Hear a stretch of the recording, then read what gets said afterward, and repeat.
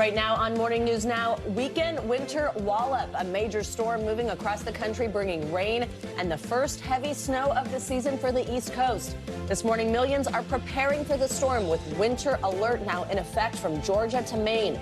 We're tracking everything from southern storms to which areas could see almost a foot of snow. Also this morning, heartbreak in the heartland. A sixth grader killed and several others hurt in a school shooting. We're on the ground in Iowa with the latest. Plus, bus battle. The mayor of New York has filed a lawsuit against more than a dozen Texas charter bus companies that have been dropping off migrants without warning for more than a year and a half. What he's asking for and how the governor of Texas, who's hiring the companies, is responding. And this new year, you might not be the only one that's cutting cookies out of your diet. The computer kind, that is. The new technology being tested out by Google and the major impact it could have on your privacy whenever you log on to the internet. Now I want a cookie. Don't you remember when we first heard about that? We're like, cookies? I know. Except cookies. I still don't exactly get it. All right, we'll explain in a little bit. Good morning. Good to have you with us on this Friday. I'm Joe Fryer. Yeah, we made it to the end of the week. I'm Savannah Sellers. Thanks so much for being here. We're going to get started this hour with that powerful winter storm sweeping its way across the country, bringing the possibility of up to a foot of snow in parts of the Northeast this weekend. Tens of millions of people are under winter storm watches as some communities may get their first significant snowfall in 2 years. This storm started out west where parts of California were blanketed in more than 6 inches of snow. Now that system is set to pummel parts of the Northeast with strong winds and a lot of snow and rain. New York's governor is directing state agencies to prepare for an emergency response. Well, to the north in Massachusetts, they're readying up to 3,000 pieces of equipment to try and keep those roads clear. For more on what you can expect this weekend, let's bring in meteorologist Angie Glassman with a check, of course, on your Morning News Now weather. Hey, Angie. Hey, good morning, guys. It's going to be a couple of impactful days across much of the country, so let's give you the details of what we know right now. We've got some winter alerts up. They range from watches to advisories to warnings, and you can see them in the blue, white, and pink there. Now including 33 million people stretching from the mid-Atlantic all the way up into the Northeast. We'll likely see additional watches, warnings, and advisories added as we go through the next couple of days, but the ones that you see right there will stay well into the weekend for places like the Northeast and New England. Here's where the system is now, bringing some heavy rain to places like Houston and Corpus Christi, some thunderstorms there. The farther north you look into portions of the Central Plains, that's where we have kind of a rain, snow, sleet mix of a mess for folks in Oklahoma City and points north into Wichita, parts of Kansas picking up some snow this morning. The system, though, will be on the move as we go through the later parts of today. It's going to be a quick mover as it races along that Gulf Coast. This is where we'll watch for the potential for some heavy rain and some of those stronger storms to impact folks from basically Texas to Florida through the day today. Notice it does work up into portions of the Tennessee Valley. We could see some rain for folks there. We'll also see some snow here as we get into tonight a little farther to the north, but the main issue is going to be some sleet and freezing rain for parts of the interior, mid-Atlantic, the Carolinas, Virginia, going to pick up on some of that, so travel will be difficult into the overnight hours. Now, timing of a couple of these major cities. Let's talk about Washington, D.C. first. Snow, sleet tomorrow from 7 a.m. to noon is what we're watching. Then that transitions over into rain for the afternoon hours. You likely are not going to see a whole lot in the way of accumulating snowfall. That goes for Philadelphia, too. The snow and sleet timing, noon to 4 p.m. And then as we get into the afternoon and overnight hours, that turns to rain. If you're looking at this for New York City, we will see some snow and rain tomorrow, noon to a little later, 7 p.m. But then after that, the heavy rain will start to work in. The one spot along the I-95 corridor, the major city that I'm thinking could get some good snow is going to be Boston. We could see the snow drought there, and it'll be light for most of tomorrow into the afternoon, evening, and overnight hours, and then transitions overnight to that heavy snow that they'll be seeing as that system's center starts to move offshore. So rainfall totals anywhere from an inch to maybe 2 inches. It's the snow, though, that everybody wants to know about. If you are north and west of I-95, I think you have a better chance. Some spots will pick up, in those higher elevations over 8 inches, but I think parts of upstate New York, New Hampshire, Vermont, Boston, I mentioned, could see some significant snow and people will be shoveling. But just a heads up, there's also a chance for some ice accumulation up to 1/10 of an inch in some spots across this region, too, guys. That means power outages. It means hazardous travel. And, of course, when that happens on the weekends, a lot of people out and about. So Just something to note for weekend plans. At least it's a weekend, so folks can hunker down. Exactly. So upstate, huh? Yeah. Savannah's taking a trip. Meanwhile, we get cold rain. Yay! And you're right, Joe. On the backside of that system, it's going to be chilly. So. All right. Thanks, Angie. Appreciate it. Now to that deadly school shooting in Iowa. Last night, residents in the small town of Perry, which is about 30 miles outside of Des Moines, gathered for a vigil. They're mourning the loss of a 6th grade student who was killed. Several other students and a school administrator were injured when a 17-year-old student opened fire, then died by suicide. It happened as students were returning to class for the first day after the holiday break. Alex Tabbitt is an NBC News political campaign embed who was in Iowa covering the caucuses when the shooting happened. He was among the first journalists at the scene and is now in Des Moines with the latest on this. So, Alex, describe the scene when you arrived and what is it police are saying right now about the shooting and the suspect? Well, Joe, I was actually on my way to Perry for a political event. GOP presidential hopeful Vivek Ramaswamy was slated to do a town hall yesterday morning. And on the highway, on the way to Perry, I saw cars, police cars, hurtling down the highway, driving as fast as they could as news broke of this shooting. Arriving on the scene, you saw people trembling with fear. You saw people running to and from the school to the school to check in on their children, away from the school to safety. And after about 20-30 minutes, the police officers asked the press to move to another portion of the school so there could be a press conference. On the way to that press conference, walking from one end of the school to the other on the perimeter, I stopped by a gas station to buy a pair of gloves because it's pretty cold outside. The gas station was barricaded and there was people in, clearly very fearful. And I let them know that I was with the press and I just wanted to buy gloves. A man took gloves directly out of his pocket and gave them to me and said, "Here, take these." I think that speaks to the culture of kindness here in Iowa. But then in the back of the gas station, I heard a woman screaming in fear because her younger sibling went to the school and she didn't know if her younger sibling was going to be okay. And that's a fear that crippled the entire town of Perry for those hours and is still crippling some of them today. Yeah, we can only Joe, imagine. Alex, tell us what we know at this point about the victims. Savannah, we know that a 6th grader was shot and killed from Perry Middle School. Perry Middle School and Perry High School share certain buildings. We know that there are 5 other victims, 4 students and 1 school administrator. We know that the victims were brought here to Des Moines, Iowa. There are 4 trauma centers in Des Moines, one of which is directly behind me. We know that one of those victims is in critical condition, but has non-life-threatening, or what the law enforcement believes to be non-life-threatening injuries. Savannah? All right, Alex, thanks so much for your reporting. We really appreciate it over the last 24 hours. Absolutely.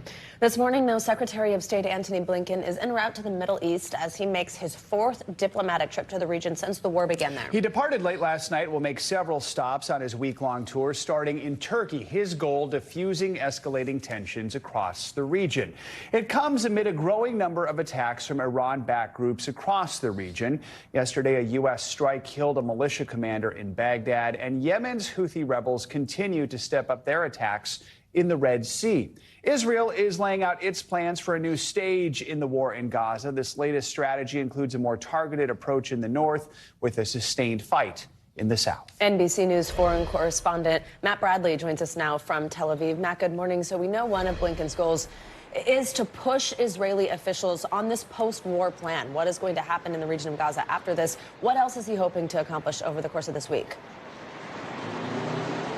Yeah, guys, well, one of the main issues that he's hoping to do, and this is one of the broader trips that Blinken has done, you know, he's gone to the Middle East many, many times since October 7th, since this whole conflict really kicked off. But one of the issues that he's going to be doing is traveling around the region, trying to ease tensions, because right now we're starting to see the entire region going to the precipice of a region-wide war. Now, as we know, this region has seen wars throughout all of our lifetimes, but it hasn't really been, or at least has rarely been, at this moment, so close to a region-wide war, one that would engulf the entire Middle East. And that's what this threat of Iranian-backed groups, and you mentioned two of those issues, two of those incidents. One, the bombing in Iran itself. This was ISIS that took responsibility for this yesterday. Then there was the attack, the assassination by Israel.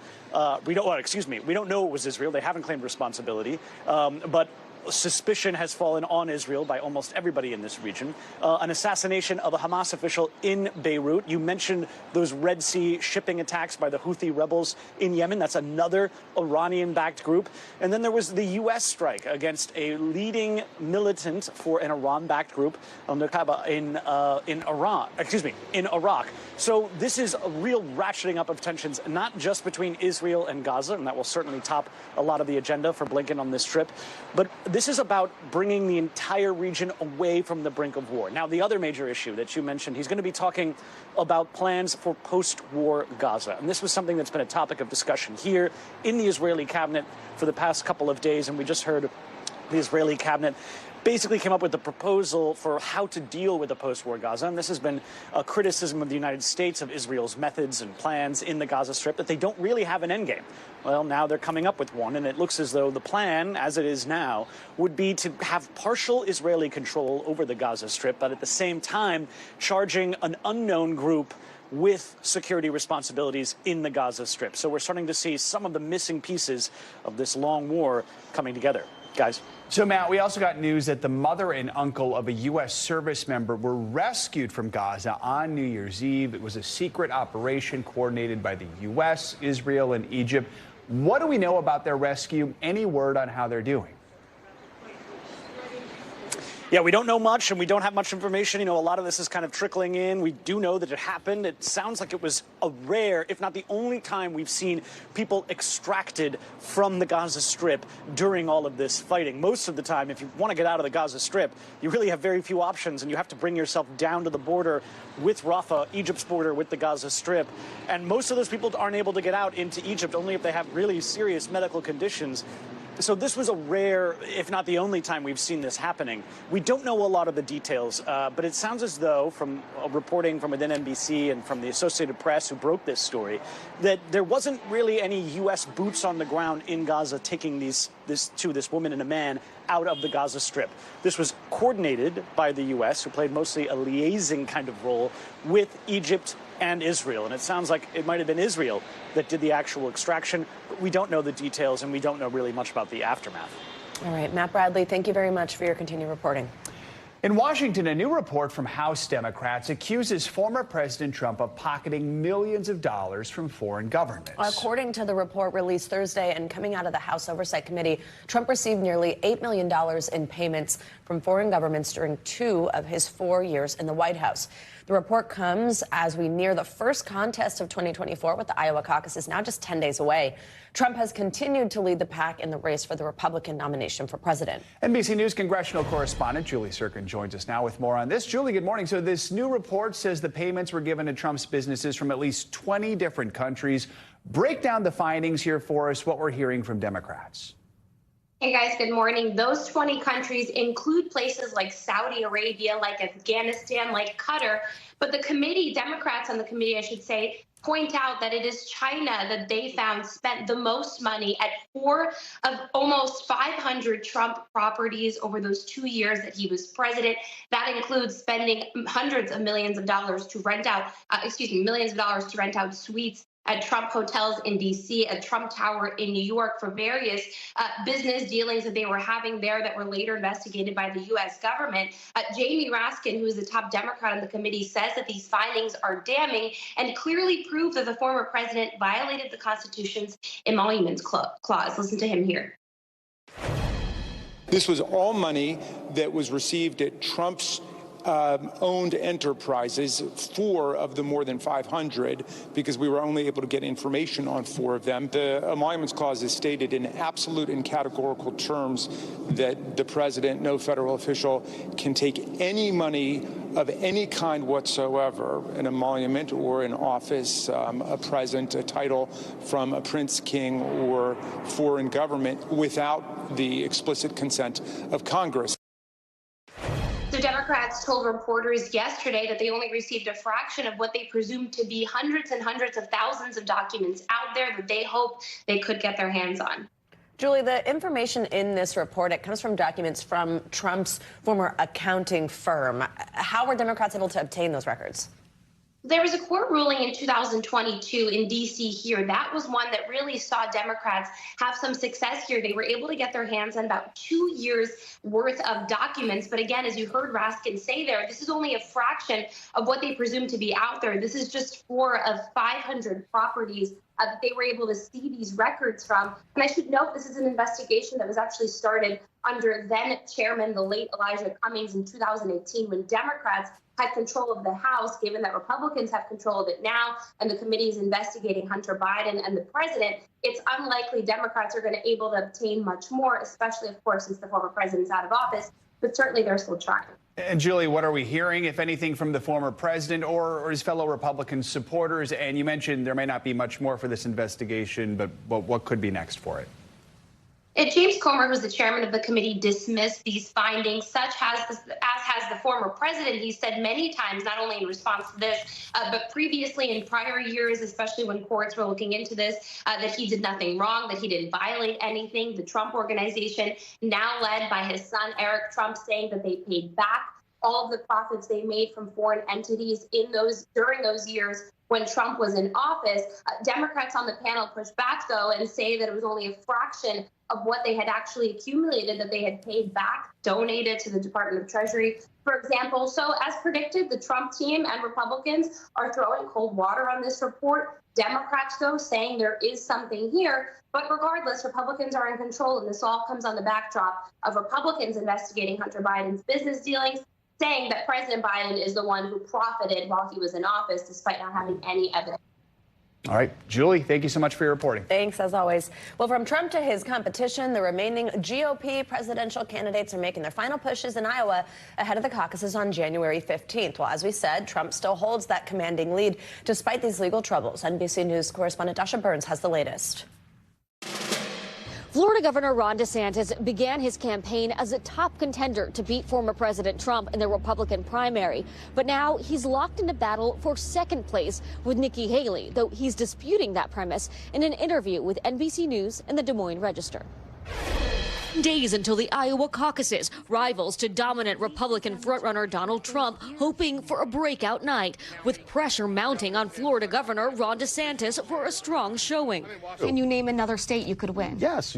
You wait till what happens when we get out of Iowa. We have a great organization in New Hampshire. We have a great organization in South Carolina. Do you think you could win New Hampshire? We can have a lot of great organizations throughout Super Tuesday. So you're going to see this is very dynamic. We're going to be able to win. So stay tuned. DeSantis and Nikki Haley now locked in a tense showdown. Polls show Haley doing better in New Hampshire than Iowa. She raised eyebrows with this comment in New Hampshire to voters. Iowa starts it. You know that you correct it. You know that you continue to go. It's a slap in the face to Iowans to say that they somehow need to be corrected. It's almost as if like she's acknowledging she's not going to do well here, and so she's blaming the voters. That's unacceptable. DeSantis escalating his attacks on Haley.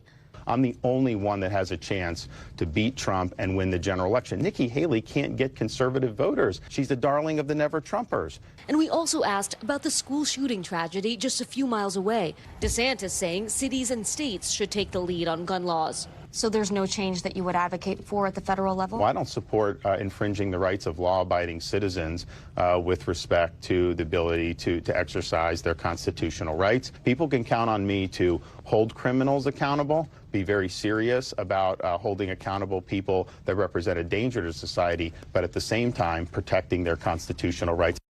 And DeSantis has repeatedly called on Trump to debate, but when he and Haley take the stage here next week, Trump will skip it, opting for a solo town hall in Iowa instead. All right, Dasha Burns, thank you. Coming up, the fight over Texas busing migrants into New York City now heading to the courtroom. New York City Mayor Eric Adams says he's suing 17 Texas charter bus companies that dropped off thousands of migrants without any advance notice, why he says they now owe the city more than $500 million. And after nearly a decade behind bars for the death of his girlfriend, Paralympic star Oscar Pistorius is waking up a free man. That story just ahead.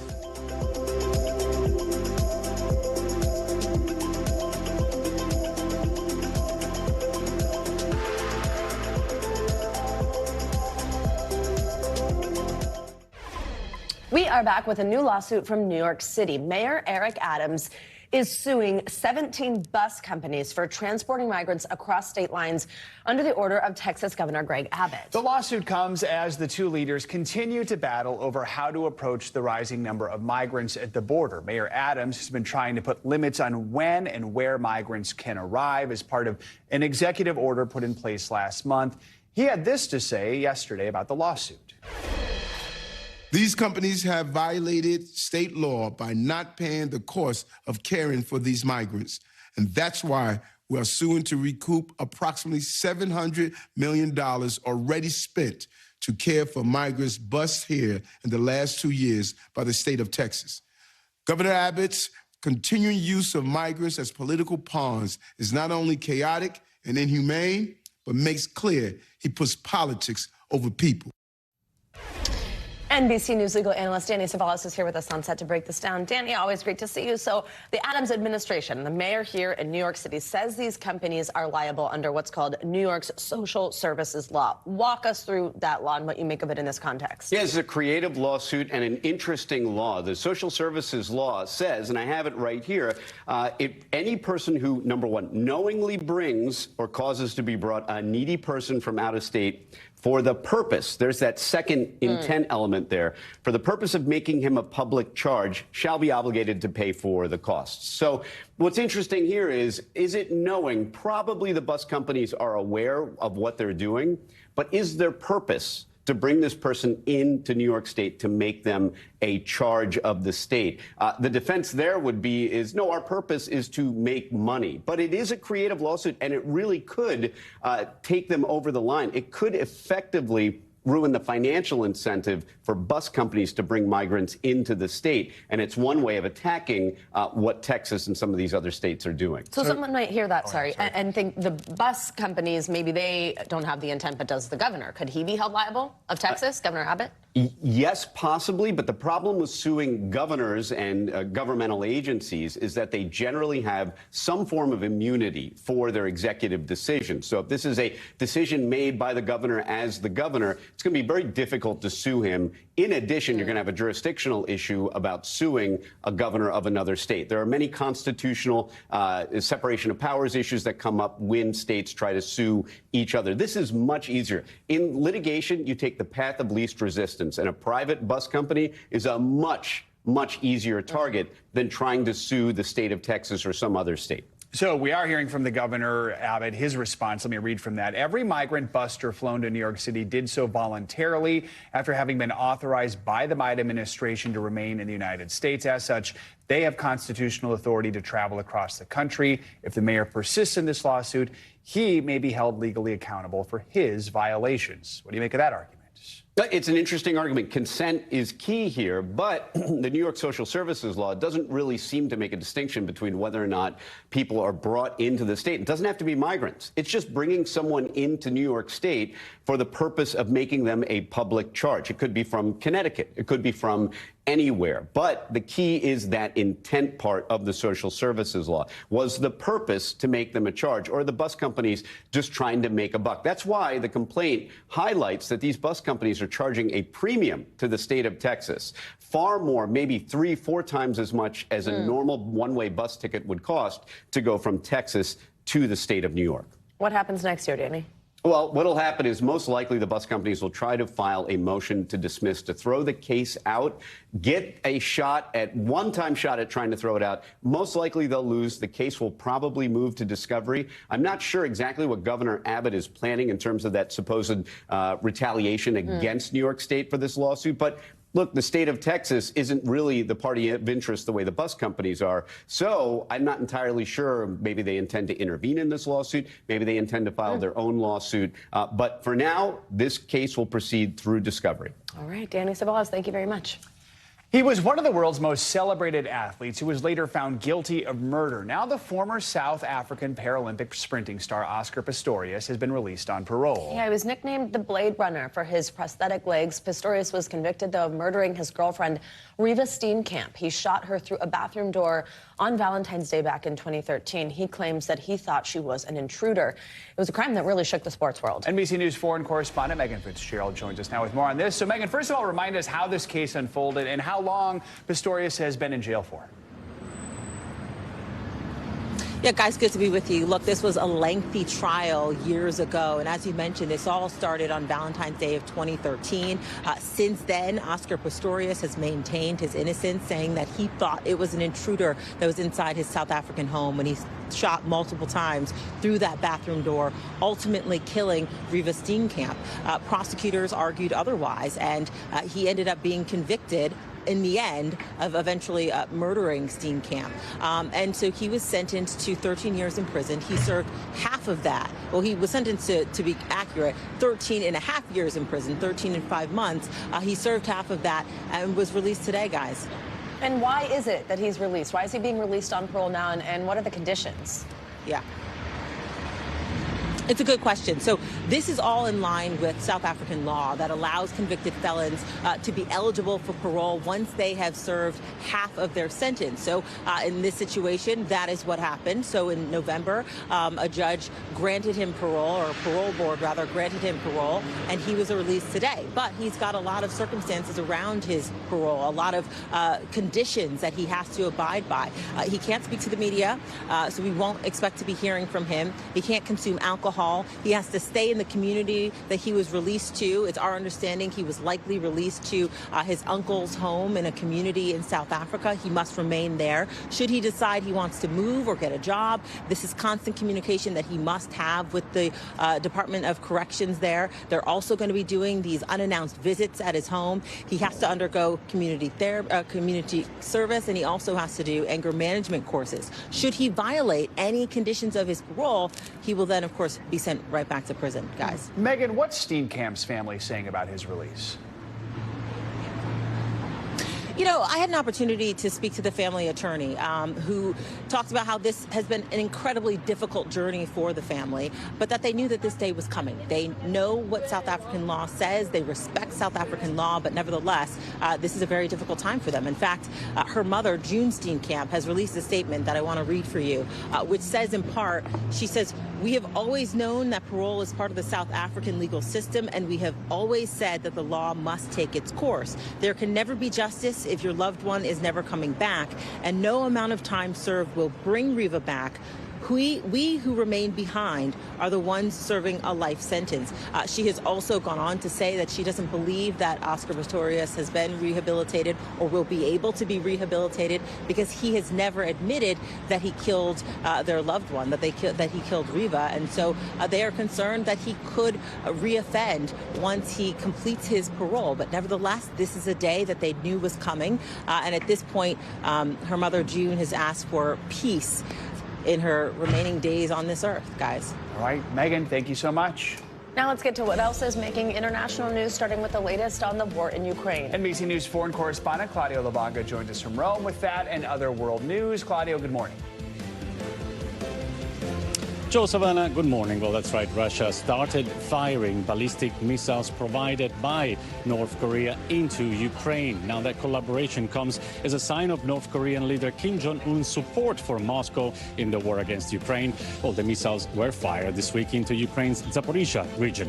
White House spokesperson John Kirby stated that the arms transfer violates UN Security Council resolutions and vowed that the U.S. raise the issue at the UN and impose sanctions on those facilitating these deals.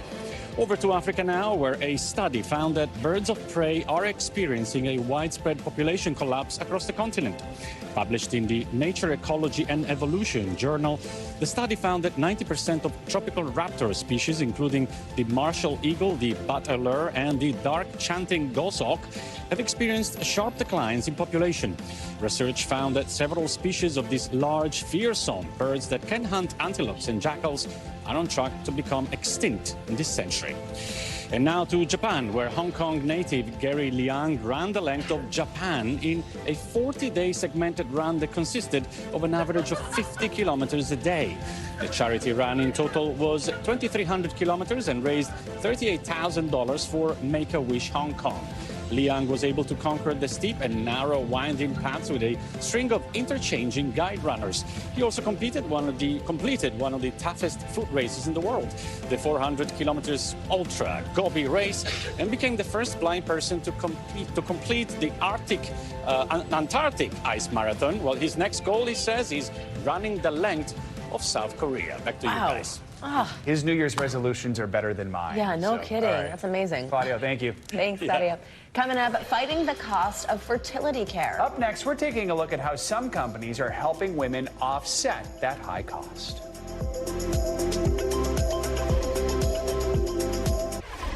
Welcome back. We're taking a look at the companies offering insurance benefits for those who may need IVF treatments in their journey to motherhood, even if they're just part-time. Here's CNBC reporter Emily Lorsch.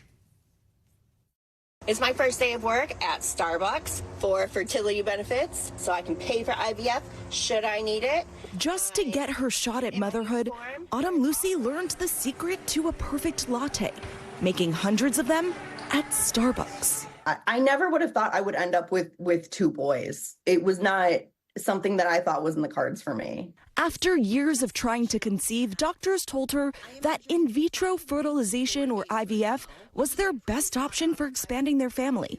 But treatment is expensive. The average out-of-pocket bill for IVF is close to $50,000. And when I saw the price tag, I was like, there's no way. There's absolutely no way. As of 2021, only about a third of large employers cover IVF in their healthcare plans. One of the largest, coffee giant Starbucks, which even offers the benefit to part-time employees. I was able to start working right away, and I only needed to work 20 hours a week to qualify for benefits. So I worked for 20 hours a week for 3 months, and at the end of the 3 months, I was qualified. And she's not the only one who has pursued a job opportunity solely to help cover the costs associated with IVF. I started looking and becoming a part of these groups, and these women were saying how Starbucks offers benefits. Maria Mendevel has worked at Starbucks, Amazon, and Tractor Supply Company in the past 3 years, all with one goal in mind: building her family. Probably was a lot for you, just physically, mentally. It was a lot, but for me, it was what I do. I guess I adapt. I was just telling myself, like, there's a goal. There's a goal in mind. Like, I know what I have to do. I know I just have to be persistent, you know?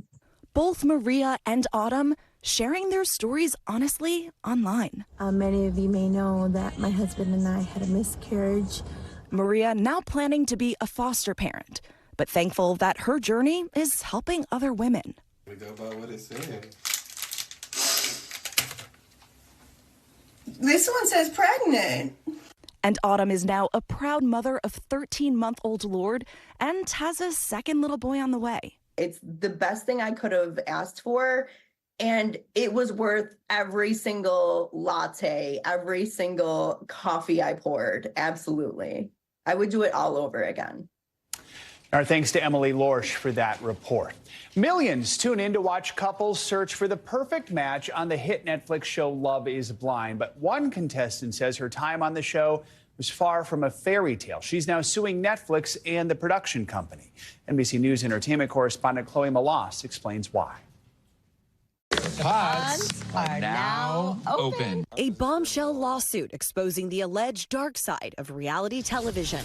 Renee Poche, a contestant on season 5 of Netflix's Emmy-nominated reality show Love is Blind, accusing the streaming company of intentional infliction of emotional distress, according to a complaint obtained by NBC News. Also named is Delirium TV, the show's production company. Renee suffered things that she never should have been. She was paired up with somebody that they should have known better than to pair her up with. According to the complaint, Poche claims that she was matched with a walking red flag, a man named Carter Wall, who, according to the lawsuit, was homeless, violent, estranged from his family, and actively addicted to drugs, adding she was forced to spend long stretches of time alone with him, despite voicing her concerns. The lawsuit also alleging Wall regularly berated Poche, stole from the set or places they visited, and solicited others to buy painkillers and amphetamines for him.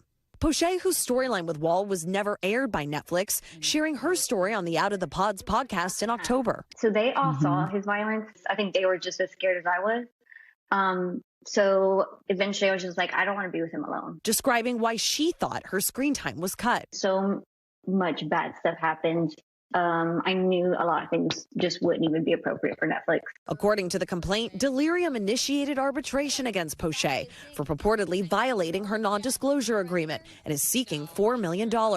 Although Poche claims it's illegal and unenforceable, adding she only made $8,000 from her appearances. The problem with these releases is that there is no safety valve. You're basically supposed to keep it all bottled up inside, and that's a recipe for emotional disaster. Generally speaking, if you sign an arbitration clause and a non-disparagement clause, it's likely to be enforced by the court. Carter and Netflix did not respond to NBC's request for comment.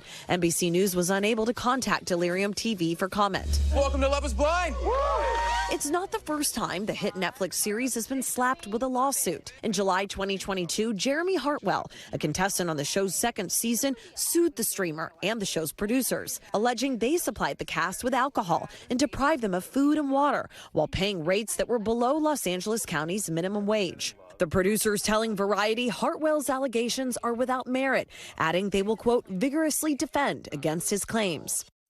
Our thanks to Chloe Malas for that report. Coming up, Chrome is taking on cookies, the new technology being tested by Google that could safeguard your privacy whenever you're online. That's next. We are back with some financial headlines. OpenAI is starting 2024 with some major launches. CNBC's Silvana Henao joins us with that and other money news. Silvana, good morning. Hey, Joe, good morning and happy Friday to you. So, yeah, OpenAI, that's the maker of ChatGPT, is reportedly in talks with dozens of publishers to license their content for the chatbot. The company has already struck deals with Axel Springer, which owns Politico, and the Associated Press. Last week, the New York Times, which had been in talks with OpenAI, sued the company and Microsoft for using the paper's articles without permission.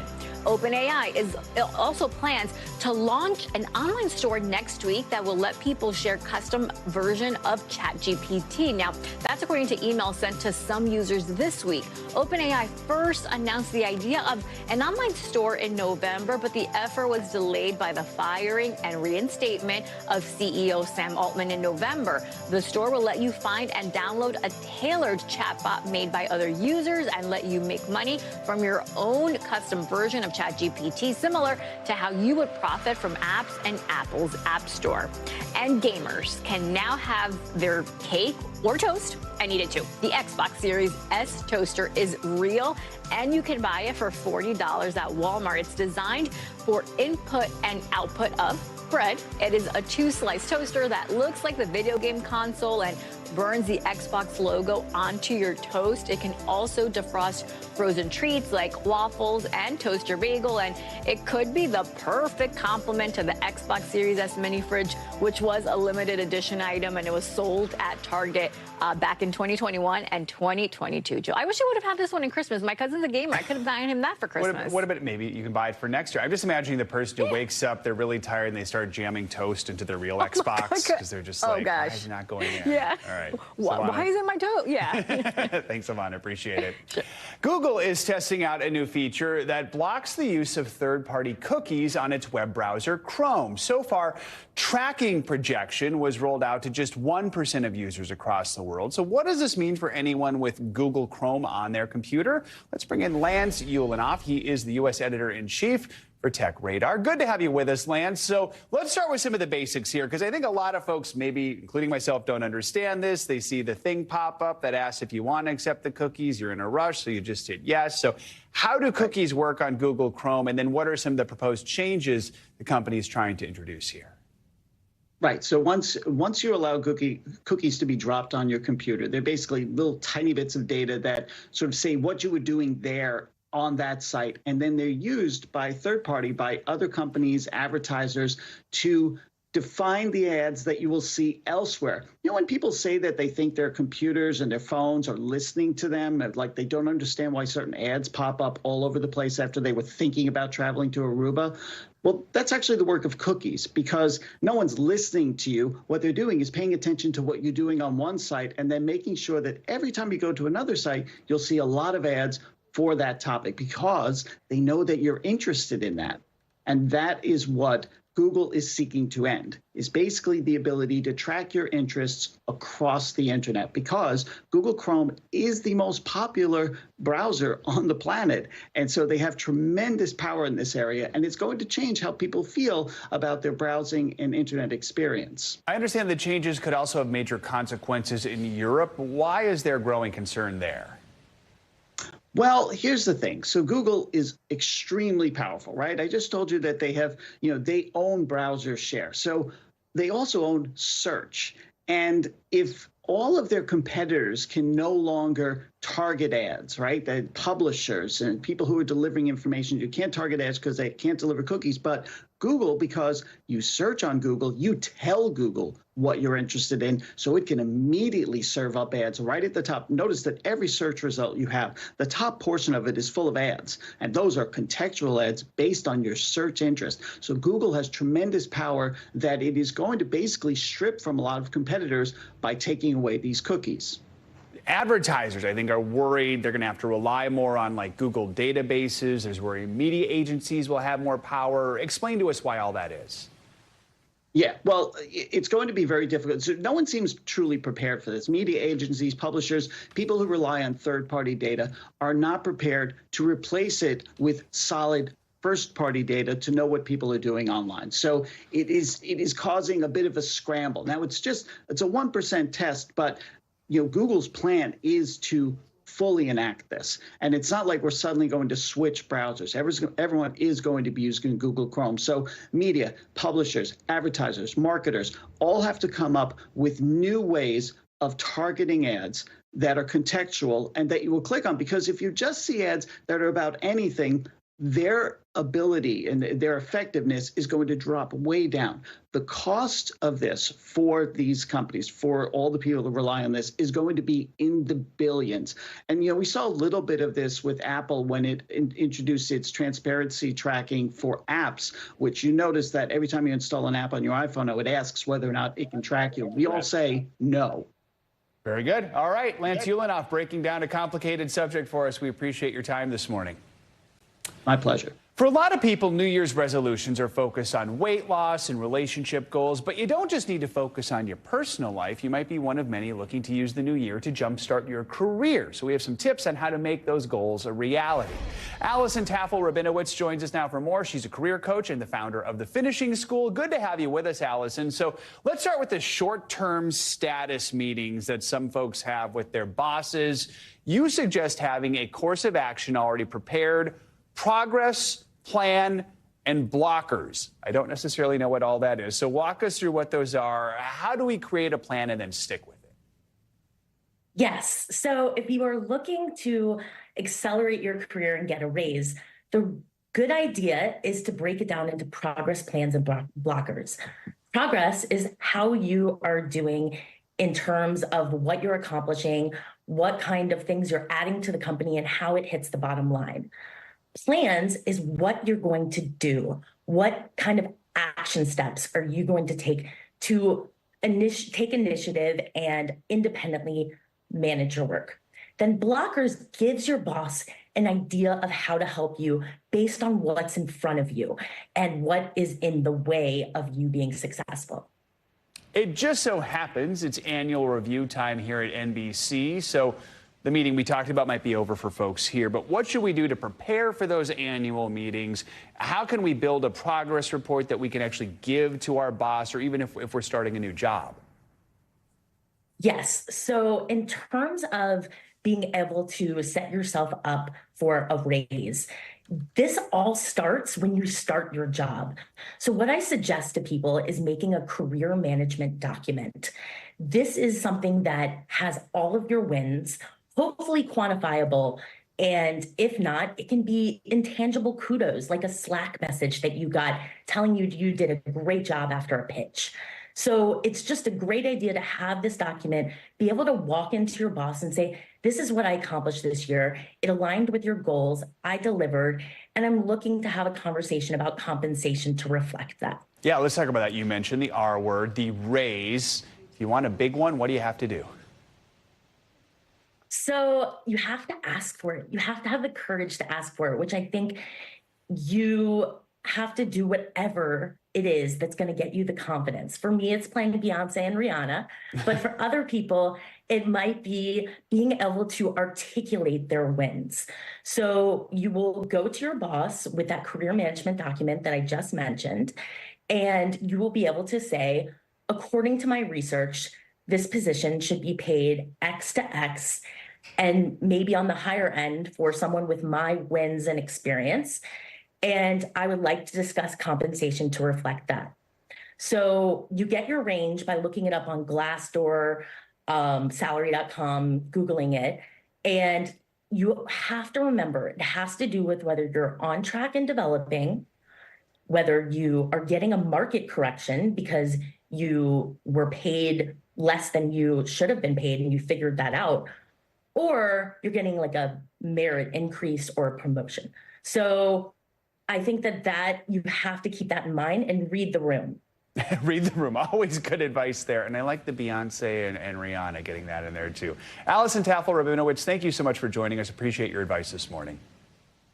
Of course. All right, coming up, a major milestone for a basketball referee, the historic accomplishment that took him all over the Hoosier State. 26 years it took him to complete it. That's next. Welcome back. If you ever wanted to go to the moon, now you have your chance. Sort of. NASA is inviting you to send your name to the moon, your name, with the help of its first robotic lunar rover, which is called Viper. The rover will be rolling on the moon's surface while collecting data that will help scientists understand the history of the moon, along with the environment where the Artemis astronauts will visit. If you're interested, you have until March 15th to submit your name. We're going to end this hour with one incredible accomplishment that, as a former basketball referee myself, does warm my heart. A ref in Indiana didn't just want to officiate a nail-biting state championship game. No, he went on a mission to officiate a game at every single gym across the state. And as Dominic Miranda from our NBC affiliate WTHR in Indianapolis reports, he's now accomplished that goal. For high school basketball players, getting here to Gainbridge Fieldhouse for a state title is the goal. Believe it or not, that's a goal for officials too, but for some, that's only part of the equation. Being an official is a hard job. Rarely do they get the credit that they deserve. One man, though, who's a ref here in Indy, deserves that recognition. He boasts a feat that no other can here in the state of Indiana, and as of Tuesday night, just a couple miles west of Indianapolis, it's mission accomplished. It's a normal night in Indianapolis. Heron and Tech squaring off at Municipal Gardens. For Casey Gaynor, it was the last box to check. Two biggest goals I had officiating was obviously work the state finals, and the second one was to get to every school. I bought Dale Lawrence's Hoosier Historia road book a long time ago, and that kind of like fueled my desire to go to every single school. Tuesday night, he did just that. 26 years and tens of thousands of miles on the car later, Gaynor has now refereed a game at every single current IHSAA member school. That's over 400 gymnasiums in the state of Indiana. It was great. I mean, the coaches told me beforehand it's not going to be a very good game, but that's all right. I mean, it's almost better that way. There's no pressure. Right. And I was with my favorite partners, so we got to just kind of relax and just work the game. For a man who's seen it all and been to every historic gym in the Hoosier State, one memory sticks out among the rest. I think the last regional at Hinkle at 10 o'clock in the morning, I think that was 06 or 07. That was special. I mean, everybody told me how special it was, and I got it signed. I was like, I can't wait. When I went there, you could see the light coming in from the top and everything, and it was every bit of what people said. As for what he took away from this nearly 3-decade journey, it's a lot of perseverance. You have to understand how many personalities I had to deal with from all different parts of the state just to get a game at a specific school. It's been hard. It's been very hard. Gaynor's favorite gym? That's easy. The Hoosier State's biggest, Newcastle, he told me. As for what's next, it's getting here and officiating a state finals. For now, though, he'll enjoy being one of, if not the most accomplished referee in the state of Indiana. That is incredible. There are a lot of gymnasiums, I'm guessing, in Indiana to do. Our thanks to WTHR's Dominic Miranda for that report. That's going to do it for this hour of Morning News Now. But as always, the news continues right now. Stay with us.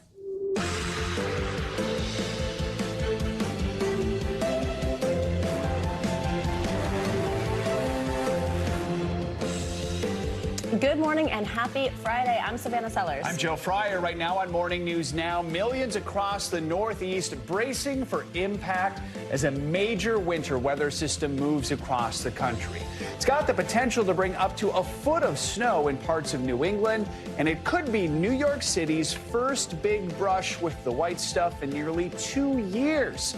So what should you expect in your neck of the woods this weekend? We've got the full forecast coming up. And if you can believe it, we are only 10 days out from the Iowa caucuses. It's the first big litmus test of the GOP primary season, leading up, of course, to November's main event. We've got the state of play in just a moment.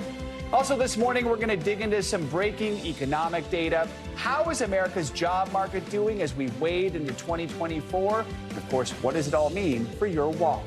And it's one of Hollywood's biggest nights. Later in the hour, we're going to bring you everything you need to know ahead of Sunday's Golden Globes. We've got that and all the other content you simply can't miss on the first weekend of 2024. Hard to believe it's already Golden Globe season. And the Grammys and the Oscars. And the Emmys are sandwiched in there now suddenly because they were delayed. It's time. Awards season. All sorts of awards. And we think my girl, Taylor, might be there. I think. Oh, which one? Golden Globes? Golden Globes. Oh, all right. There you go. We'll see. Good morning. Good to have you with us. I'm Joe Fryer. And I'm Savannah Sellers. We're going to begin this morning with that monster winter storm that's barreling toward the East Coast. That's right. It's the first major snowfall of the season, and it's set to slam tens of millions this weekend from Virginia to Massachusetts. And for some, it could be their first big winter storm in years. NBC News correspondent Maggie Vespa is just outside of Boston. She's in Chelsea, Massachusetts, which could get up to 8 inches of snow this weekend. Hey, Maggie, good morning. Hey guys, good morning. Yeah, a nice sunny morning, as you can tell, but you might be able to tell from our live shot, the wind is hitting, the bitter cold has hit, and basically the Boston area is set to get about 8 inches of snow over the weekend. Some East Coast cities up to a foot of snow, and they are in, as you can see, hardcore prep mode. This is like a salt mountain. Trucks are going to be pulling from that over the next few days to try and prepare, try and salt the roads, as officials up and down the East Coast warn people that even though snow has been rare recently, this storm could pack quite a punch. This morning, after hitting the snooze button on snow for months, Mother Nature's brutal winter wake-up call is barreling toward the East Coast. Kind of excited because we haven't gotten any snow yet. From North Carolina to Maine, at least 33 million Americans under winter storm watches this weekend. The system started along the Pacific coast and is now racing across the country. It's set to pummel parts of the Northeast with heavy rain, strong winds, and in some cases up to a foot of snow. The first major snowfall for some communities in 2 years. We're totally geared up. I know a lot of people haven't seen snow in a long time. And while cities like New York and Philly could mostly see rain, New York's governor directing state agencies to prepare for an emergency response. While officials in Massachusetts could initiate a full call out, meaning up to 3,000 pieces of equipment could be utilized. Right now, we're expecting this to be a really pretty sizable statewide event. As crews across the region prepare for the onslaught of snow, hardware stores are seeing an uptick in business. This is the best thing I've ever seen in my life. With anticipation mounting, I want to buy a sled to see if a major snowless streak finally ends. Oh, it hasn't snowed in a couple years, so we're definitely looking forward to it. Yeah, so we talk about those snowless streaks, guys. Get this. We clocked the number of days major East Coast cities have gone without an inch or more of snow. D.C. came in at the top, 718 days without measurable snowfall. New York was right around 690. Those are records or close to records for both cities. So we'll see if this weekend system, guys, can break those dry streaks. Maggie, I, for one, am hoping for it. I know it's been 690 days, and we miss it here. Thanks so much. Stay warm out there. All right, so let's bring in meteorologist Angie Lastman, tracking the system as it moves in. That's right. Angie, when can we see the snow? How much should we expect? We heard a little bit about where, but tell us. Good morning, guys. Should I change my title to Heartbreaker? Because honestly, at this point, a lot of people in a lot of spots that have had that snow drought likely will continue to see it, especially major cities along I-95. We'll show you that in a moment. There's a lot of spots, though, that are going to pick up some impactful weather, snow, sleet, freezing rain, and the potential for even some heavy rain in some spots. We've got winter alerts up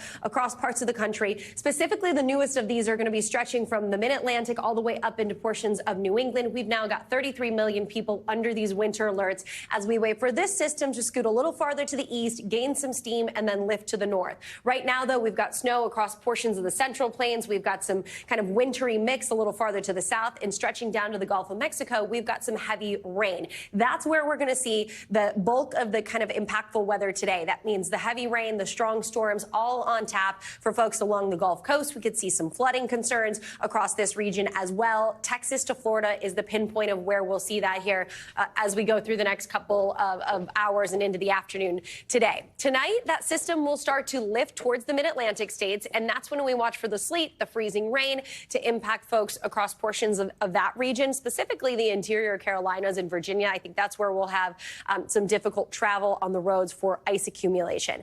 The timing for D.C. is going to be the snow, the sleet for tomorrow into the morning hours, into the midday. Beyond that, it transitions to rain, and that's what you're left with, really, for the rest of your Saturday. Kind of similar story for Philadelphia, although it's a little bit of a later timing. Snow and sleet for the second half of the day, and then rain beyond that, starting really after 4 p.m. Not a lot of snow accumulation for folks there. New York City, yes, we will see some snow and rain, maybe an inch or so in the city, but that time frame is going to be midday to about 7 p.m. And then as we transition into the evening hours of Saturday and into Sunday overnight, that is rain. Boston, you might have heard Maggie mention, is a different story. Tomorrow and Sunday, they will see some snow. It looks like the heaviest of that snow is going to be 2 a.m. Saturday all the way through Sunday morning. Folks there will likely be shoveling. When it comes to the rainfall totals, kind of some impressive spots along the Gulf Coast, 1 inch to 2 inches, so we'll watch for some flooding there. We could see some heavy rain across the mid-Atlantic, too. But this is the map I think everybody wants to see, that snowfall forecast. Where you see the brighter pink is 8 inches. We could see some spots up to a foot. Places like Boston, 4 to 6 inches. Closer, we could see some higher ends of that. But places like New York, you'll notice right along I-95 north and west and heading down into Washington, D.C., not much in the way of accumulating snowfall. It'll be something to watch. I think we'll see some flakes flying, and that can get people a little excited. But beyond that, if you're dreading shoveling and you live in places like upstate New York, places like Pennsylvania, Vermont, New Hampshire, you will see some snow that you'll have to shovel. So plan that into your Saturday and Sunday plans. Otherwise, it's the ice on the roads, Roanoke, places like Pittsburgh could see some of that difficult travel as well. So we'll watch for that. But don't worry, this is an active pattern that we're going to see over the next couple of days. Notice how I interrupted you before you were going to say. There's many more storms to come in the next week or so. Looks kind of in there on your map. It is like right on the line. I mean, it's going to see be which way the warm wind at the blows time, it, so to speak. I will be the person if there's only just flakes flying, where I'll be like, outside. You will, I know. We know she'll do trying to that. take pictures of it, but they don't really show up. I expect to see that on your Instagram story. All right. Just for you. I'll tag you. Thanks, Angie. Let's get to some developing news out of New Jersey, where a massive four-alarm fire is scorching an industrial complex in Elizabeth, which is just south of Newark. Officials say the fire began just before 6 o'clock this morning. The complex is said to house multiple businesses and is located close to Newark Airport. Police are still investigating the cause of the fire. As of now, no injuries have been reported. Now let's get to the race for the White House and the Iowa caucuses. They are now just 10 days away, while the leading Republican candidates are making their pitches to voters across the state. Former President Trump, though, continues to maintain that large lead in the polls in Iowa, with Ron DeSantis and Nikki Haley fighting for second place. NBC News correspondent Dasha Burns has the latest from Des Moines. Florida Governor Ron DeSantis began his campaign as the top contender to beat former President Trump in the Republican primary, but now he's locked in a battle for second place with Nikki Haley, and both are trailing the frontrunner by a wide margin. But in our interview, he insists he's still the biggest challenger to Trump. With just 10 days until the Iowa caucuses, Republican presidential contenders are hustling in the Hawkeye state. We are only weeks away from making history and winning Iowa's first in the nation caucus. The frontrunner, former President Trump, predicting an overwhelming victory in Iowa as his rivals fight each other. Once Mr. Trump's strongest challenger in the polls, DeSantis now locked in a battle for second place with Nikki Haley. Trump has always been leading in the race. I mean, he's the former president. He's one of the most famous people in there. But you're not even the top challenger to him now. We are the top. I'm the only one that has a chance to beat Trump and win the general election. Nikki Haley can't get conservative voters. DeSantis seizing on Haley's comments about the caucuses to New Hampshire voters. You know Iowa starts it. You know that you correct it. You know that you continue to go. I think it's a slap in the face to Iowans to say that they somehow need to be corrected. It's almost as if like she's acknowledging she's not going to do well here, and so she's blaming the voters. Haley responding on CNN overnight. If I didn't love Iowa, I wouldn't keep coming to Iowa. But if we're going to have fun, I'm probably going to say something funny in Iowa tomorrow about South Carolina or New Hampshire. It's the way to just kind of not make everything so serious. Looming over the race, Mr. Trump's criminal charges over the January 6th attack on the Capitol by his supporters, which happened 3 years ago tomorrow. What lessons did the country learn from January 6th? What did you also personally take away from that day? I think it's been politicized by the left. You know, I don't think it was supposed to be. That was not supposed to happen. I think people went to protest, and I think it got out of hand. But January 6th will be central to President Biden's re-election message, highlighted in a new campaign ad. There's an extremist movement that does not share the basic beliefs in our democracy. And aides say it'll be a key focus of his speech today in historic Valley Forge, Pennsylvania, where he'll cast the 2024 election as a referendum on the future of American democracy. And former President Trump makes his first Iowa trip of the election year, holding a rally in Mason City tonight as his campaign launches their first attack ad against Nikki Haley in New Hampshire. We'll have a chance to ask Haley about that and more as we sit down with her later today in our interview series, Closing Arguments Iowa, in partnership with the Des Moines Register. All right, Dasha, thank you. Also in Iowa, we're following the latest on the deadly shooting at a high school outside of Des Moines. A sixth grader was killed. Several other students and a school administrator were injured after a 17-year-old gunman opened fire at Perry High School. Police say the shooter died by suicide. NBC News correspondent Adrian Broaddus is in Perry, Iowa with the latest. Adrian, good morning. Joe, good morning to you. Here in Perry, there's still a tremendous amount of pain. Behind us, the high school where the shooting happened is still a crime scene. Thursday was supposed to be the first day back to school following winter break for students in this district. But before they could even make it inside of their classroom, they were met with terror. Lord, send your spirit in. This morning, a community coming together after a dark day at an Iowa high school. We've got an active fears activation at Perry High School. Before class started Thursday, police say a 17-year-old student started shooting. Like, there's a bunch of kids that ran out, and they're like, yo, go back to your car. There's a guy with a gun. The first 911 call came around 7:37 in the morning. First responders arriving about 7 minutes later, discovering multiple gunshot victims. Officers immediately attempted to locate the source of the threat and quickly found what appeared to be the shooter with a self-inflicted gunshot wound. Officers found some students sheltering in place while others ran for their lives. A sixth grader killed. He's a neighborhood kid that would come and play with us, and he's the sweetest little kid ever. Police say 4 other students and a school administrator were injured. This morning, a post from the daughter of the principal, Dan Marburger, saying her dad was in surgery all day and is stable, calling him, quote, a gentle giant and amazing person. Police identifying the shooter as Dylan Butler. They say he was armed with a handgun and shotgun and posted on social media around the time of the shooting, including one post saying, quote, now we wait. Other students have said Butler was bullied and struggled at school. Didn't expect any of what he did today. Overnight, the Perry residents gathering to mourn and finding strength in unity. We are Perry strong. We'll get through this because we have each other. And we've seen that happening in this community, people showing their best on one of the most difficult moments. And more on that Facebook post from the principal's daughter. She posted and wrote in part saying she was not surprised to hear that her father approached Dylan, trying to distract him and talk him down, giving the other students in the cafeteria enough time to get out. Joe? All right, Adrian, thank you so much. Now let's head to the Middle East, where the U.S. is trying to contain Iranian-backed militant groups carrying out attacks that seem to be a show of solidarity with Hamas. Yesterday, a U.S. strike killed a militia commander in Baghdad, and Yemen's Houthi rebels are stepping up their attacks in the Red Sea.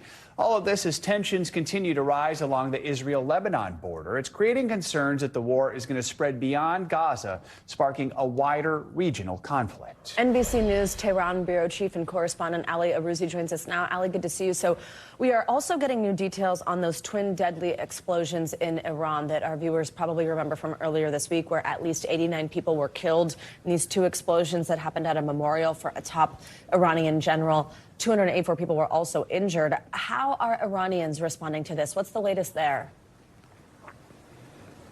Hey, Savannah. So the latest is that yesterday ISIS claimed responsibility for those twin blasts in Kerman. They posted a message on their official Telegram channel saying the two suicide bombers detonated explosive belts minutes apart from each other at that ceremony for Qasem Soleimani, who was taken out by a U.S. drone strike in 2020. Look, there have been so many security breaches in the country recently that there is a sense of unease and insecurity amongst the general population. And on an official level, there's still a lot of anger, a lot of finger pointing and calls for retribution. You'll remember that almost immediately after the blast, Iran blamed the U.S. and Israel for the worst terrorist attack in this country in 45 years. Now, even though ISIS has claimed responsibility, Iran is still sticking to its accusation that this was all engineered by the U.S. and Israel. And there's nothing new here. Tehran often accuses the U.S. and Israel, their arch enemy, of backing militant groups that have carried out attacks in Iran. And today, the head of the IRGC, a representative of Khamenei, all said that this was all engineered by the U.S. and Israel, who have basically created ISIS. Ali, the Pentagon says the U.S. military launched a strike yesterday in Baghdad that killed an Iran-backed militia leader. The U.S. believes that militia leader was behind recent attacks on U.S. personnel. Iraq says the strike violated agreements between Baghdad and Washington. So are there concerns this is going to add tension to the region and growing fears of this war spilling over? Well, Joe, I mean, as you know, since those October 17th attacks, there's been a fireworks of display of Iranian-backed militants attacking U.S. military bases in Syria, in Iraq. I think over 115 of them so far. And they've been very serious, and they've hit a lot of places that are very, very important to Iran. Look, yesterday's strike hit the commander of the Nujaba movement, or otherwise known as Hashd al-Shaabi. And why is this significant? Because that's one of the closest proxies to Iran. When Soleimani was killed by that U.S. drone, he was sitting in the same car as the head of Hashd al-Shaabi. So that gives you an indication of how close they are. With that said, it's still unlikely that this will trigger a full regional conflict breaking out and that would involve Iran directly. I mean, look, last week, it's widely believed that the Israelis targeted a senior IRGC commander in Syria. The Iranians say that he was Soleimani's shadow, but they didn't respond. So I don't think they're going to respond to this beyond attacks by militias and not enough to invite a massive retribution from the United States. But the big fallout of this is that between Baghdad and D.C., the government in Iraq is now forming a committee to prepare for the closing down of the U.S. coalition in that country, and that's quite a serious move, Joe. All right, Ali, thank you very much for joining us. Let's now bring in NBC News foreign correspondent Matt Bradley. He is in Tel Aviv. We'll continue this conversation. Hi, Matt. So Houthi rebels, this is another group backed by Iran. They're ramping up these attacks in the Red Sea. This is that crucial shipping route. We spoke about this yesterday and kind of the bigger implications that could have globally. Well, we're now learning that they have a new weapon, a sea drone. How are they using these sea drones to carry out attacks, and how much of a concern is that? Well, so far the attack was kind of a dud. I mean, the sea drone apparently just ignited or exploded a couple of miles away from U.S. ships and didn't really strike anything. And in fact, the U.S. Navy, who announced the use of this sea drone, said it wasn't even clear what the target was. So yes, it looks like they have sea drones. It doesn't seem like they're using them to great effect. But this isn't the first time that the Houthis have used sea drones. It is the first time they've used them in this particular conflict, but they've used them in the past in their fight against Saudi Arabia. So we've also seen them being used in a whole different theater of war. The Ukrainians have used them to great effect, sinking huge Russian vessels parked in the Black Sea. So this is something that isn't really new to the theater of war, but it is a somewhat threatening new development. But this comes only one day after a coalition of 12 different governments came out and warned the Houthis that they must stop attacking international commercial shipping in the Red Sea and the Gulf of Aden. They didn't give much of an actual, a threat. They didn't say what they would do if the Houthis continued to attack shipping. But it's clear that a lot of countries are taking this very seriously and deciding that they really want to fight against the Houthis and prevent them from attacking these ships, because this is already snarling up quite a bit of international trade. Guys. Matt, we're also seeing tensions rise along the Israeli-Lebanese border, an area you know well. White House envoy Amos Hochstein arrived in Israel yesterday to try and push for a diplomatic deal with Hezbollah. Do Israeli officials seem like they're open to a diplomatic deal there? Well, the only thing we've heard from Israeli officials is that time is running out for some kind of diplomatic deal, and it sure is, because as you can see, and as my colleague Ali pointed out, there has been a lot of these Iranian-backed groups operating in concert throughout the entire region, and we've seen this region riven by war for our entire lifetimes. But the fact is that this is now the closest, in many ways, that this region has come to an entire region-wide war, one that would engulf the whole Middle East. So yes, time is running out. Now, Hochstein, as you mentioned, he is the man to do the job. He inked a deal between Lebanon and Israel on energy extraction in the Mediterranean Sea. So he could be entrusted with this. It's unclear and unlikely he's going to be able to get Hezbollah on side, because they don't have direct relations with Hezbollah. Guys? All right. Matt Bradley, thank you so much. Thanks, Matt.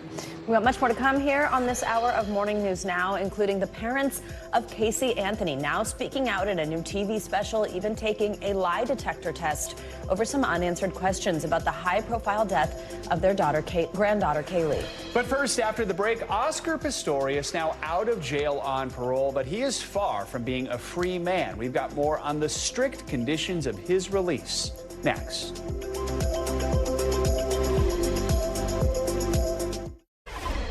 Welcome back. South African athlete Oscar Pistorius was once renowned the world over as the inspiring Blade Runner. Now he spent almost 9 years in jail for the murder of his girlfriend Riva Steenkamp. Now he's been released on parole. NBC News contributing correspondent Kaylee Hartung has the latest.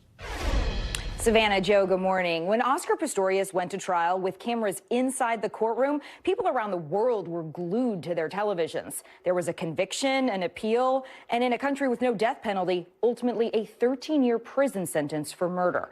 In South Africa, serious offenders are eligible for parole after serving at least half their sentence. So now Pistorius will re-enter society under very strict conditions. This morning, the infamous Blade Runner, Oscar Pistorius, released from prison over a decade after killing his girlfriend, Riva Steenkamp. The convicted murderer now on parole, serving the last 5 years of his sentence at his uncle's home. His every move will be under close supervision until December 2029. Any violation of his strict parole conditions put him at risk of incarceration again. He's not now to be seen as a free person who can just do what he wants. He's not allowed to consume any alcohol. He is required to be present at his residence at certain hours of the day. This morning, Steenkamp's mother issued a statement saying, "There can never be justice if your loved one is never coming back, and no amount of time served will bring Riva back. We who remain behind are the ones serving a life sentence." Do you believe that Oscar is remorseful? No, never. Now 37 years old, Pistorius has never gone on record accepting responsibility for Steenkamp's murder. The high-profile case captivating international attention. On Valentine's Day in 2013, the South African Olympian shot Steenkamp 4 times through a locked bathroom door. During the dramatic 2014 trial, Pistorius claimed he thought she was an intruder in his home and killed her by mistake. Before I knew it, I'd fired 4 shots at the door. But prosecutors said that was a lie, arguing the model and law graduate had hidden in the bathroom during a late-night argument, and the killing was premeditated. Pistorius was once an inspiring icon, winning 6 gold medals on carbon fiber prosthetic legs in the Paralympics and mesmerizing the world as he competed against able-bodied athletes at the London 2012 Olympic Games, just months before the murder. With freedom on the horizon, Pistorius now thrust back into the spotlight. So Pistorius is expected to be living with his uncle in a rather well-appointed home in an upscale suburb. And while this isn't a get-out-of-jail-free card, he's not under house arrest. He must attend anger management classes, and he's allowed to get a job, but he can't go to a nightclub or speak to the media. It's clear he's proven to the parole board he can comply with regulations in prison, and he will have to continue to do that to some degree to fulfill his 13-year sentence, guys. All right, Kaylee, thank you so much. Now for more international headlines. Evacuation orders were issued for 2 South Korean islands after North Korea fired artillery shells into the nearby sea. NBC News foreign correspondent Claudio Lavanga joined us from Rome with that and other world news. Claudio, good morning. Joe, Savannah, good morning. That's right. The defense ministry in South Korea said that today North Korea fired more than 200 military shells into the sea. Now, the ministry said also that the artillery firing caused no civilian or infrastructure damage, but also called it a provocative act that threatens the peace on the Korean peninsula and urged Pyongyang to, and I quote, immediately cease these actions, warning they will take appropriate measures in response. Residents of 2 South Korean islands were ordered to evacuate, but the defense ministry did not say if the evacuation orders were prompted by the North artillery firing or South Korean drills in response. Let's now go to Guatemala, where former President Otto Pérez Molina was released from prison and entered house arrests. Molina was forced to resign and was arrested in 2015 amid accusations of corruption that fueled widespread protests across the country. On Wednesday, he was released after posting a bond of about $1.3 million. But according to his lawyers, he can't leave the country and he will still have to wait out his appeal or confirmation of his sentence. He will have to check in with prosecutors every 30 days. And let's end this tour of the world in China, where authorities say 2023 has been the hottest year on record. According to China's National Climate Center, the average temperature last year there was 10.7 degrees Celsius, about 51 degrees Fahrenheit, and the highest since records began in 1961, while the highest temperature, about 126 degrees Fahrenheit, was recorded on July 16th in the far western Xinjiang region. Authorities in China said the record-breaking heat was driven by the climate crisis caused by, guess who? Us humans. Back to you guys. All right, definitely concerning. Claudia, thank you so much. Coming up, the parents of Casey Anthony now speaking out after Anthony accused her father last year of killing her 2-year-old daughter, Kaylee. The new TV special and lie detector test that's putting the controversial family back in the spotlight. Stay with us.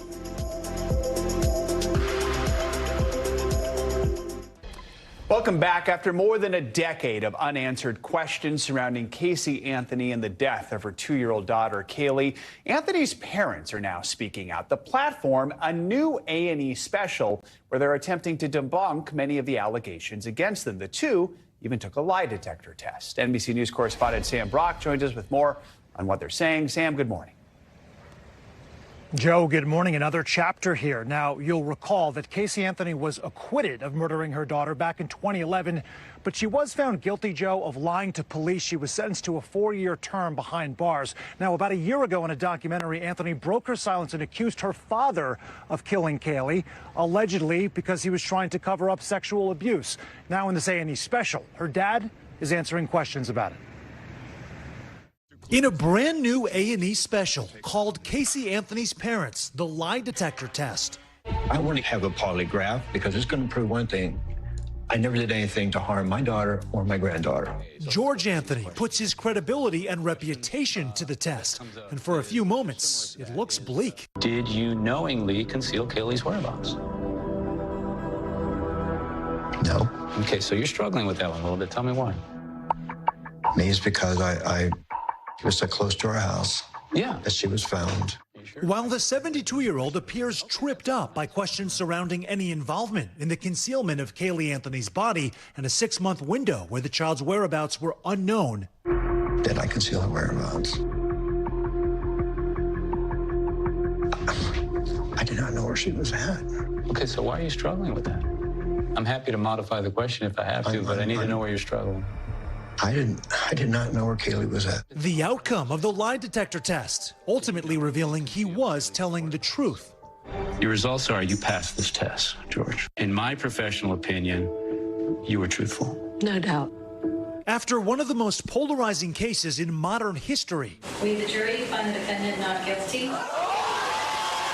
Casey Anthony was acquitted by a jury of her daughter's 2008 death, though she was found guilty of lying to police.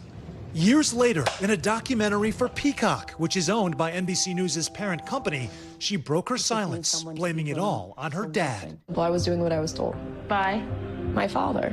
Casey says her father abused her, and she suspects Kaylee too, accusing him of murdering the child to cover it up.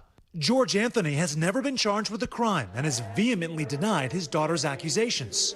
But he did address those accusations on the lie detector. Did you ever have sexual contact with Casey? No. Concluding a weight would be lifted with this interview. I've gotten blamed for something I didn't do, and it tears me up inside. Now, Joe, it is unclear when and where the polygraph was actually administered, but the special did disclose it was a neutral location to limit sort of outside influence or exposure, possible distractions. We did reach out to Casey Anthony and her parents, and so far have not heard back for comment. Joe. All right, Sam, thanks for that update.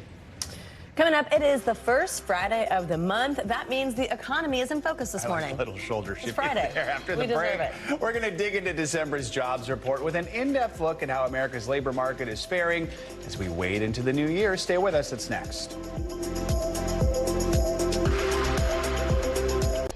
We are back with some breaking economic data. And it is good data. The U.S. economy added more than expected 216,000 jobs in December. The unemployment rate held steady at 3.7%. Here to help us make sense of these numbers is NBC News senior business correspondent Christine Romans at the big board for us and Investopedia's editor-in-chief Caleb Silver.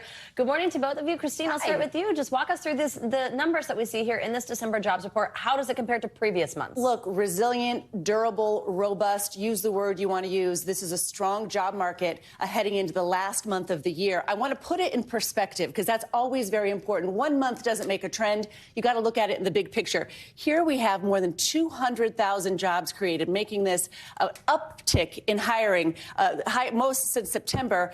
And really, you got an average about 232,000 jobs every month this year. So it's hanging right in there. Not the big slowdown that so many people had been so worried about. What's also interesting to me is the jobless rate stays at 3.7%. That jobless rate has been in a band, stuck in a band at a 50-year low. And that might sound really wonky and, tradery, but what it tells you is this job market is still quite strong, even after all of those rate hikes from the Federal Reserve. When you look at some of the sectors, it's pretty broad-based. Healthcare, social assistance, construction, transportation, and warehousing, though, declined by about 23,000. And leisure and hospitality, a big driver of jobs gains, was pretty much unchanged. Caleb, what are your thoughts? Yeah, we did have some revisions to October, November, so it wasn't as strong as we thought back in the fall. I think November revised down 26,000, October 45,000. But still, as Christine says, 2.7 million or so jobs were added in 2023 as we were all waiting for a recession, as we were all waiting for mass layoffs. They never materialized. The job market is still very strong. We also had strong wage growth. This is something the Fed has been trying to tamp down through all those rate increases. Wage growth up 4.1% year over year. That's putting pressure on companies. You could see companies start to get a little bit more tepid about hiring as we go into 2024. So we always want to use your crystal ball. Do we have a countdown clock going for the next Fed? Oh, yeah. It's only 26 days, 5 hours, and 25 minutes from now.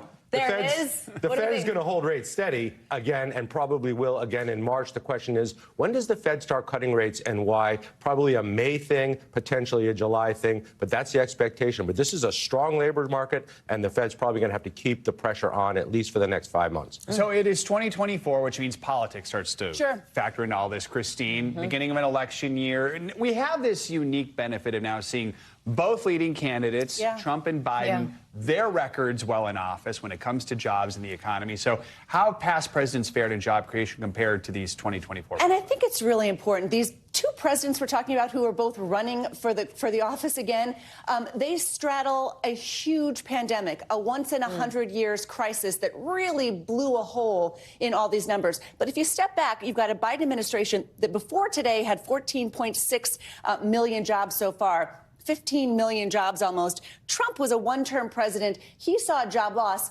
That was, again, because 20 million jobs in 1 month were lost because of the pandemic when the whole world shut down in April of 2020. Obama, his first year in office, he presided over job loss, but then made it up later. And you can see, obviously, Bill Clinton and earlier Ronald Reagan were the big job creators. I would point something out. You're going to be hearing a lot about jobs and these statistics on the campaign trail. Presidents get too much credit and too much blame for the economy on their watch. But you'll be hearing a lot of trying to massage and use these numbers on the campaign trail. So, Christine, of course, people, their wallet, their budgets, how much it costs when they go to the grocery store matters to them. But explain job numbers. Why, for a voter, that specific metric should matter heading into an election year? Because if you have a job, you feel more comfortable about paying your bills, about potentially buying a car, about feeling like you're moving ahead in the American economy. And right now, Caleb makes a very good point. You have wages rising faster than inflation, which means people, for the first time in a long time, are starting to feel like their job situation is more robust than their grocery bill problem. And that is something that could take time to make people feel better. We know that people say in the polls they feel lousy about the economy. These are not numbers to feel lousy about. There you go. Christine, Caleb, thank you both so much. Happy Friday. We appreciate you being here on this breaking news. We got some more money news this morning. A new recall for Tesla in China. That's right. CNBC's Silvana Henao joins us once again with that and other financial headlines. Hey, Silvana. Hey, Savannah. Hey, Joe. All right, let's get you some money headlines. Tesla is recalling 1.6 million vehicles in China for the same autopilot safety issue that forced it to recall 2 million cars in the U.S. last month. Now, it affects nearly every Tesla ever sold in China, including imports of the Model S and Model X and Model 3 and Model Y. All of these are the EVs made in China. Chinese regulators say owners could misuse the assisted driving features, increasing the risk of a crash. Just like in the U.S., Tesla will fix the issues with free software updates. Google may be working on a paid version of its AI chatbot. Code spotted by a developer shows Bard Advanced will likely be free for the first 3 months before users have to pay. No word yet on pricing, and Google hasn't commented. Now, the release of Bard Advanced is expected soon, as Google has been testing it with a small group of users. A paid version would allow the company to recover some of the costs associated with running a large AI language model. And make your reservations, guys. White Castle is bringing back its Valentine's Day dinner experience. The fast food chain will transform into a sit-down, fine dining establishment on February 14th. Guests will be treated to tableside service and holiday decorations from 4 to 9 p.m. Reservations will be available starting January 5th, that's today, through OpenTable at more than 300 locations. And guys, White Castle has offered an annual Valentine's Day dinner every year since 1991. I had no idea. I would love to go. It's a big thing. Yeah. I've never been to totally a White Castle. I've never been to a White Castle either. Wow. I've never been to a White Castle either. I feel like everybody knows about my horrible food habits. No, the microwavable White Castle burgers. Oh, those are actually good. I do like those too. Okay. Yes. In the little box? Yes. Yeah. Have you been to a Crystal, which is like the same thing, but in the South? I haven't even heard of that one. All right. There you go. But I love a burger. So much there to you do. go. Savannah, thank you. Thanks. This morning, we are taking you not to White Castle, but to a Pennsylvania high school with a radio signal that is out of this world. Hundreds of students filed into the gym with signs for what looked like a pep rally. Instead, though, the students witnessed a 10-minute radio call to space, but that call only happened after years of their hard work. NBC News correspondent Harry Smith joins us now with more on this. Harry, you actually got to visit the school. This was really, really fun. You know, when we got to the school, we didn't really know what to expect, but we soon realized there were students there who realized the sky is the limit. In a town near Erie, Pennsylvania, NA1SS, this is KC3SGV. a group of students are trying to contact someone who is not particularly easy to reach. This is KC3SGV. All those numbers and letters are ham radio call signs. NA1SS is the International Space Station. 3, 2, 1. The first amateur contact in space happened 40 years ago with the Space Shuttle Columbia. Hello, W1JXN. This is W5LFL. You're our first contact from orbit. What advice would you Since then, a group called ARIS, Amateur Radio on the International Space Station, has organized radio calls between astronauts and some million students worldwide. What do you do for fun on the space station? Over. Most of the time, adults do the setup. But at Harbor Creek High School, it's all about the students. Which license do you have? I have the Technician General and Amateur Extra licenses. All of these students are licensed amateur radio operators, studying for a series of federal communications exams and passing to use radio waves to reach out to the world. My last contact was in Austria. But now, literally aiming higher. This space station call, years in the making, endless hours of after school and weekends of preparation. This is the one you use to contact the space station? Did you guys put all of this stuff together? We've set everything up, from the antennas to the radios, to the power supplies, antenna controllers. We've set this whole event up ourselves. The students have a 10-minute window to make contact, then question astronaut Andreas Mogensen. They can be very Assistant Principal Drew Mortensen heads the Advanced Technology Club at the school. After attending an amateur radio seminar, he thought, I'll bet our students can do this. You have to hit a target. Right, exactly. You're hitting something that's 254 miles away, traveling at 17,000 miles per hour, and you're hoping that everything goes correctly. What could possibly go wrong? No, right, exactly, no. The gym looks like it's set up for homecoming. Signs, balloons. You can feel the buzz. As classes file in to watch, the technology kids are psyched, anxious. Today, the students of Harbor Creek are on a journey to boldly go where few hams have gone before. The time has come. 15-year-old Giles Veit begins the call. NA1SS, NA1SS, this is KC3SGV. The gym full of students wondering, will this work? NA1SS, NA1SS, this is KC3SGV. NA1SS. Giles calls again. KC3SGV. And again. NA1SS, NA1SS, this is KC3SGV. Finally.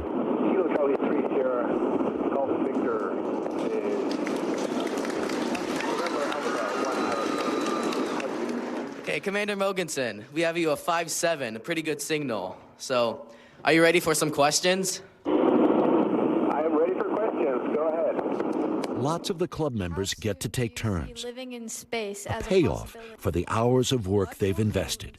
Why do you think that space exploration is important? Over. Space exploration is important in many ways. One, because it's about knowledge. It's about expanding our horizons, both physically but also mentally. In 10 short minutes, the space station is out of range. For the students! What was it like hitting that button over and over? As soon as we heard Commander Mogensen respond, that was such a relief, really. I'm just looking at the smile on your face. Yeah. What else are you feeling right now? Lightheaded. Mr. Mortensen is brimming with pride. Yeah. How big of an emotional investment was this for you? I love my kids. I do. I absolutely love them. And so, for them to get to have that experience is huge. Why you become a teacher? Yep, absolutely. Right? Public school. This is not a school with tons and tons of resources. The kids went out, raised the money to do all of this stuff. And most of the time, we repeat, the local ham radio operators help kids make this contact. They've done it with 1 million students all over the world. These kids did it all themselves. And if you have a school that you want to hook up with ARIS, the ham radio, just Google ARISS. It'll pop right up. In this era of social media, What's more old school than a ham radio, right? Right. Well, okay, let's go back to Marconi. maybe we don't need wires to do telegraphs. No, just absolutely amazing. And these kids, once they started the club, it started to grow and grow and grow and grow. And it just was really exciting. And as an underachiever in high school, I was kind of jealous. They're the cool kids. They are the cool kids. I would say no, but I know enough about you to know that. I believe you. Oh my gosh, you just made me cry. Your eyes were glassy too, I think, hearing that teacher again. Oh, how sweet. Harry, thank you. Incredible story. Pleasure. Have a good weekend. Coming up, we're going to look ahead to Sunday's Golden Globes in our first can't-miss list of 2024. What we'll be watching for and all the other happenings in the world of entertainment right after this. You've obviously heard the age-old schoolyard excuse, the dog ate my homework, but this next story takes it to an expensive new level. A Pittsburgh couple's pup ate $4,000 off their kitchen counter. Clayton Law and his wife Carrie left an envelope full of cash just out in the open after a trip to the bank. A little while later, you can see where this is going. Cecil, the 7-year-old golden doodle, devoured the cash. Thankfully, Cecil, what a cute boy there, is okay this morning. Get this, the couple was even able to recover most of the money, though $500 is lost. We'll leave the rest to your imagination. Cecil's parents weren't actually upset, saying the pup is indeed a good boy. Who's a good boy? Finally this hour, it's Friday, which means it's time for your can't miss list, a wrap-up of all the shows and movies you cannot miss this weekend. Kay Ingram is a digital reporter with NBC News New York. Welcome back. Good to have you with us. Thank you for having me. All right, Happy Friday. Happy Friday. So let's start with It's Good Grief. It's Dan Levy, who people may remember from, as we like to call here at NBC, S Creek. Okay, good to it's know. a bittersweet film. What should we know about it? It is. So it's a rom-com, but I feel like it's not your typical rom-com. You know, it centers around an artist from London who experiences a grief. He loses his husband. And so it's him and his two best friends trying to navigate what life is like after losing someone and feeling like your world is shattered. So we see them face, you know, hard truths, try to navigate what that looks like, but it really focuses around grief and how everyone deals with it differently. So. And Dan directed this, right? He directed it, he wrote it, Okay. he stars in it. It's a trifecta. He's a triple threat. He's a triple threat, exactly. All right. It's his first debut film, so really exciting. I'm going to definitely probably check that one out this weekend. Okay, so this one, I saw a preview for a commercial for the other day, Night Swim. And it scared me a little bit, I have to say. Love that you watched it. It was very hard for me. It was very hard for me. Exactly. So Night Swim, it's out today, and it is a horror film. It's PG-13 though, so you know if you're okay. It's very scary. It's a nice The scary trailer film. is All right. yeah. It's a nice scary film, unless you're like me, covering my eyes through it. But it's about this really sweet family that moves to the suburbs. They buy this house, and in the backyard they have this massive pool, Joe. And it sounds nice, right? You're like, American dream, new house, new pool, except the pool is haunted. It's a horror. So you've got to have that twist there. And, you know, if you ask me, I feel like the villain of the movie is what's haunting that pool, right? Because it's haunted. Yeah. I think the true villain, there it is. There. Oh, no, don't do that. This is the furthest I've gotten right now watching this. I got to be honest. Because I can't do horror films. But I think the true villain is whoever sold them this house. Yeah. You know what I mean? I'm Right. like, if you knew it was haunted. The pool's fine. You're going to love it. It's great. All right. Exactly. This will do for pools what Psycho did for showers. Okay. All right, let's talk about documentaries, because everyone's into documentaries right now. This one's about one of the largest banking scandals in history, Man on the Run. What should we know about Yes, it is. So it's a new documentary on Netflix, and it is about this huge international crime that has occurred. And I'm talking about multiple agencies that are involved. We're talking big money. We're talking murder. We're talking a mystery man who's been on the run since 2016. So his name is Joe Lowe, and he's been keeping it low-key, as I mentioned, because folks have been looking for him because he has, you know, been involved in some serious crimes involving millions of dollars missing. For me, what was the most interesting takeaways was the fact that he helped to fund Wolf of Wall Street. So that's one thing that perked out to me. Okay. And another is that he allegedly paid Britney Spears $1 million, or at least wanted to pay her $1 million to pop out of a cake. So, like, if the title itself, Man on the Run, and those little tidbits didn't already make you want to watch this and have questions. Fascinating. No kidding. These documentaries are so interesting. A lot I of love them layers so much. to it. All right, we're going to kind of skip over RuPaul's Drag Race is going to debut its 16th season tonight, but we're tight on time. We promised Golden Globes. They're this weekend. They are. What should we know? Sunday. What are you looking forward to? I mean, because this is movie and TV, right? It is. Movie and TV, Golden Globes. It's like the Super Bowl of the awards season, and it's kicking off the award season. You've got a lot of heavy hitters, excuse me. A lot of movies folks are excited to see possibly win. You've got Taylor Swift. You've also got... do we think might be there? We don't know if she's going to be there. I mean, listen, they've got a new category for box office success. So I would be surprised if she didn't show up because, I mean, she smashed it this year. Yeah. But Joe Coy, comedian, is the first Filipino-American who will be hosting the Golden Globes, which is really exciting. It's also his first time hosting an award show. Yeah. So a lot of firsts opening up 2024. And we'll see. It'll give us an idea of maybe what pictures are sort of leading the way for Best Picture I'm hoping this year. it's Beef. So, I was Beef. obsessed. Oh, Beef and TV is awesome. We love obsessed. Beef here. Give You them haven't seen all Beef? the awards. Speaking of like tense, by the way, Beef is tense. Hello, but yeah, all right. anger management. But it's okay. We're all here. We're all Ingram, here. thank you so much. Good to see you on this Friday. Thank you for joining us. That does it for this hour of Morning News Now, but the news continues right now. Thanks for watching. Stay updated about breaking news and top stories on the NBC News app or follow us on social media.